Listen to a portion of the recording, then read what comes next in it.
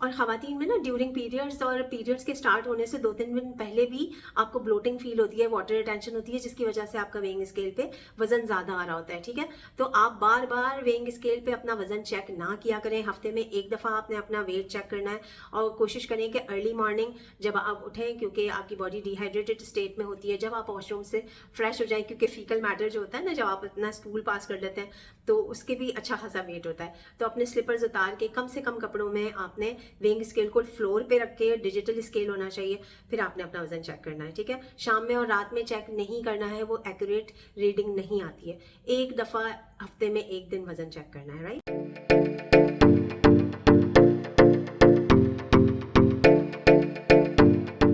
अस्सलाम वालेकुम, welcome back to my channel, this is doctor Sadia Sheikh.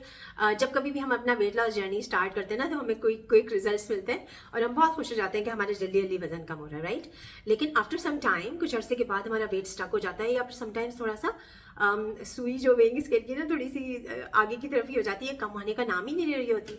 और इसको कहते हैं वेट लॉस प्लेट्यू हिट करना, and it is a part of your weight loss journey, और ये सबके साथ होता है। This is very normal.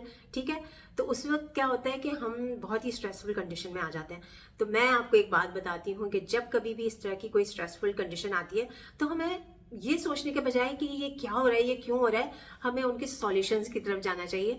तो वो सॉल्यूशंस भी मैं आपको बताऊंगी कि आप ऐसा क्या करेंगे जिसकी वजह से आप अपने वेट लॉस प्लेट्यू को ब्रेक कर सकते हैं। ठीक है, लेकिन इससे पहले आप लोग मेरा कर लें चैनल सब्सक्राइब, क्योंकि बहुत ही मज़ेदार से इन्फॉर्मेटिव वीडियोस आने वाले हैं और मैं नहीं चाहती कि वो आपसे मिस हों। ठीक है, और चैनल को सब्सक्राइब भी करें, जो लोग नए हैं वो भी चैनल को सब्सक्राइब कर लें। और समटाइम्स ऐसा होता है कि अब जो बेल आइकन होता है ना, उससे आप लोग प्रेस करना भूल जाते हैं, उसकी वजह से नोटिफिकेशन नहीं आता, जो लोग मुझसे रिक्वेस्ट कर रहे थे। तो बेल आइकन को जरूर प्रेस करें ताकि नोटिफिकेशन पॉपअप हो जाए आपके स्क्रीन पे जैसे ही मेरा वीडियो पब्लिश हो, right. And I am pretty sure कि ये वीडियो आप लोगों के लिए बहुत ज़्यादा हेल्पफुल होगी, तो वीडियो को लाइक भी करना और सबके साथ शेयर करना। ठीक है, थैंक यू सो मच।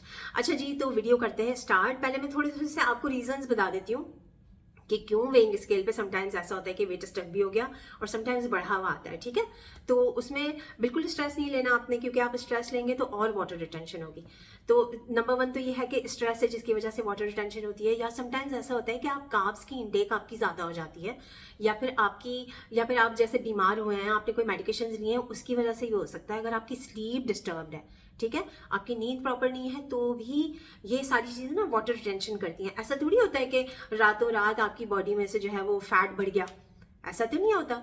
आप डाइट कर रहे हैं, एक्सरसाइज कर रहे हैं, तो फैट तो वहीं होता है, लेकिन ये वाटर रिटेंशन होती है जो कि आपके स्केल पे आ रही होती है, आपकी बॉडी ब्लोट हुई हुई होती है। ठीक है, तो उसके लिए मैंने आपको बता दिया कि या तो कार्ब्स है, या फिर सॉल्ट इंटेक ज़्यादा हो रही है, या नींद आपकी प्रॉपर पूरी नहीं हो रही, या तो कोई स्ट्रेसफुल कंडीशन में आ गई है, कोई स्ट्रेस हो गया आपको बहुत ज़्यादा, या कोई मेडिकेशन ऐसी हैं जो आपने लेना स्टार्ट किया जिसकी वजह से ये आपको सारे प्रॉब्लम हो रहे हैं। ठीक है, अच्छा जी, तो बिल्कुल घबराना नहीं है। स्ट्रेस लेंगे तो फिर कॉर्टिसोल लेवल आएगा, और कॉर्टिसोल लेवल की प्रेजेंस में इंसुलिन के लेवल कभी कम हो ही नहीं सकते, और हमारा मेन एम यही है कि हमें अपने इंसुलिन के लेवल को डाउन करना है। ठीक है, तो कुछ फ्यू स्टेप्स मैं आपको बताऊंगी, तो फिर आपका इंशाल्लाह से वेट लॉस प्लेट्यू जो है वो ब्रेक हो जाएगा। ठीक है, तो नंबर 1 पे मैं जिक्र करूंगी, लेकिन नंबर 1 पे जिक्र करने से पहले मैं एक सिंपल सा असूल, सिंपल प्रिंसिपल आप लोगों के साथ शेयर कर लेती हूँ।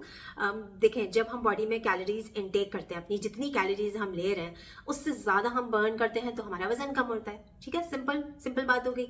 अब जितनी कैलोरीज हम ले रहे हैं उतनी ही हम बर्न कर रहे हैं, तो वो हमारा वेट मेंटेन रहता है, और यही वेट लॉस प्लेट्यू भी होता है।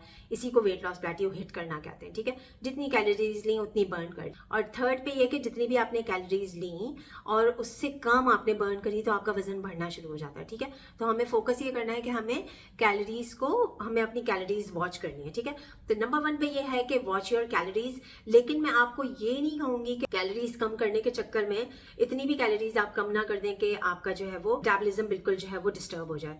ठीक है, हमें फोकस करना है कि कैलोरी डेफिसिट के साथ साथ हम ये सोर्स भी देखें कि क्या सोर्स हमको कम करनी है। अगर हम कार्बोहाइड्रेट्स जैसे मैक्रोन्यूट्रिएंट्स होते हैं ना, आपको कार्बोहाइड्रेट्स है, फैट्स एंड प्रोटीन्स हैं, ठीक है, तो इसमें और फाइबर भी आ जाता है, इसी के अंदर। अच्छा जी, तो इसके अंदर आप जो है वो फैट और कार्बोहाइड्रेट को आप कम कर सकते हैं, लेकिन प्रोटीन और फाइबर को आपने कम नहीं करना।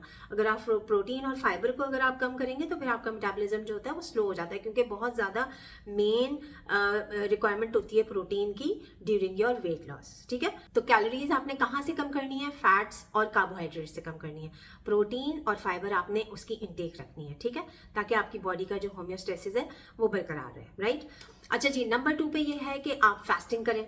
फास्टिंग, इंटरमिटेंट फास्टिंग भी कर सकते हैं और आप रोजे भी रख सकते हैं। जिन लोगों के रोजे छूट गए हैं वो भी रख सकते हैं। और इंटरमिटेंट फास्टिंग में जो 16 to 8 वाला विंडो होता है ना, वो सबसे बेस्ट होता है, राइट।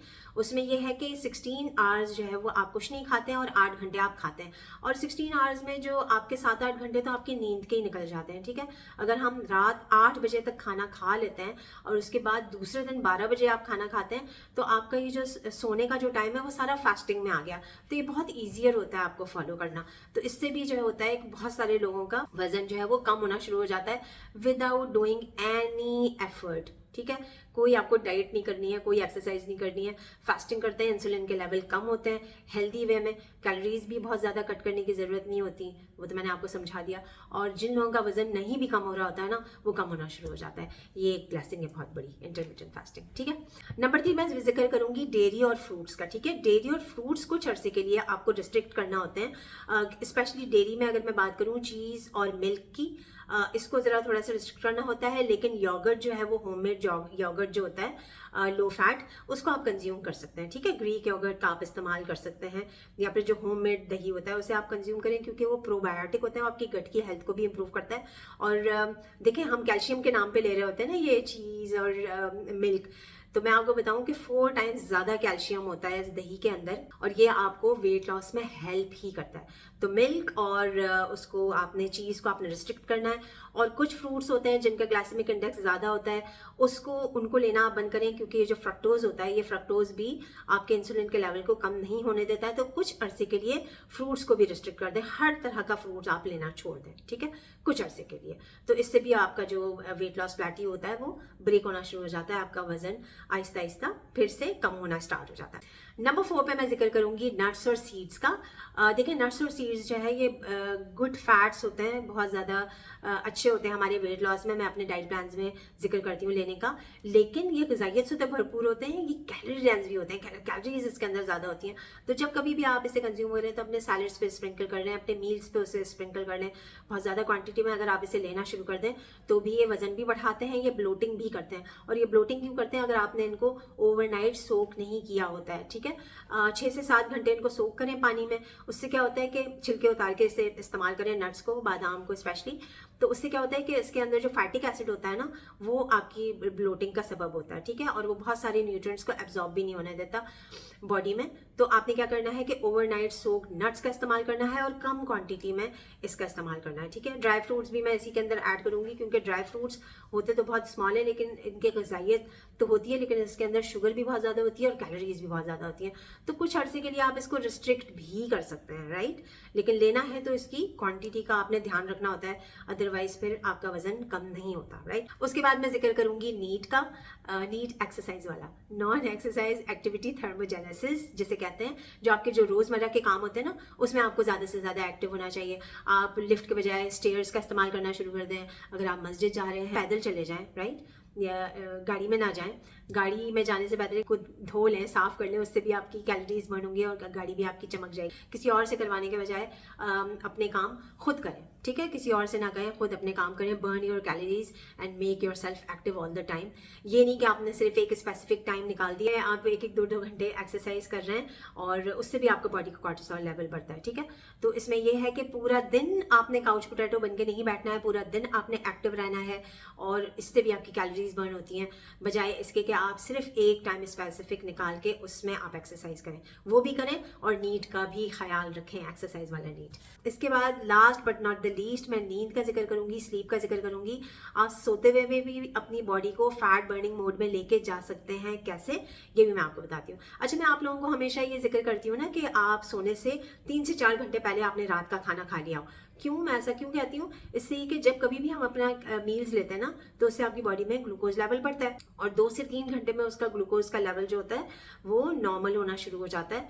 और उसके बाद आपकी बॉडी में जो रात के टाइम पे ग्रोथ हार्मोन रिलीज होता है, नींद के टाइम पे भी ग्रोथ हार्मोन रिलीज होता है। तो अगर आपने लेट खाना खाया हुआ होता है ना, आप ऑन टाइम नहीं सो रहे हैं और लेट खाना खा रहे हैं, तो उससे क्या होगा कि आपके ग्लूकोज लेवल जो होते हैं वो कम होने में टाइम लगता है और फिर इंसुलिन का लेवल भी बढ़ता है और फिर इस तरह से आपका ग्रोथ हार्मोन अपना काम अच्छे तरीके से अपनी फंक्शन नहीं कर पाता है, तो आपका वेट लॉस नहीं होता। ठीक है, आपकी बॉडी स्ट्रेस में जाती है, कॉर्टिसोल लेवल भी आपकी बॉडी में रात में बढ़ा हुआ होता है। तो ये सारे हार्मोन्स मिलके आपका कभी भी वजन कम नहीं होने देते। और फिर दूसरा, सोने पे सुहागा हम क्या करते हैं कि हम जो है वो सारी रात हम स्क्रॉल करते रहते हैं मोबाइल को।